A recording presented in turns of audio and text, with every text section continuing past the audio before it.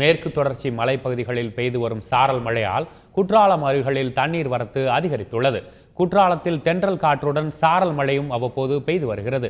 Main அருவி, ஐந்தருவி, புலி அருவிகளில் தண்ணீர் வரத்து அதிகரித்து காணப்பட்டது. இதனால் சுற்றுலா பயணிகள் மகிழ்ச்சி அடைந்தனர்.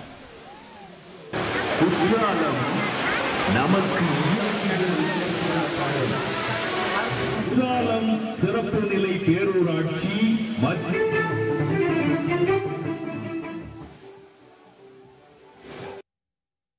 இந்நிலையில் போதுமான அளவுக்கு குப்பை தொட்டிகள் அமைக்கப்படாததால் பிளாஸ்டிக் கழிவுகள் மற்றும் குப்பைகளில் சாலைகளில் தேங்கி துர்நாற்றம் வீசுவதாக குற்றச்சாட்டும் எழுந்துள்ளது. வரும்போது தண்ணி விழுமோ விழாதோ அப்படின்னு சொல்லிட்டு ரொம்ப சந்தேகத்திலே வந்தோம்.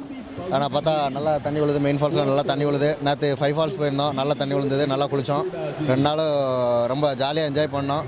இந்த இயற்கை சூழல் நல்லா இருக்குது. எல்லா அருவியும் பார்த்தோம், நல்லா இருக்குது. மக்கள் கொஞ்சம் இயற்கை சூழல், இயற்கை பாதுகாப்பு பற்றி கொஞ்சம் முன்னெச்சரிக்கையாக கொஞ்சம் நடவடிக்கை எடுத்தால் நல்லாயிருக்கும்னு எதிர்பார்க்குறேன்.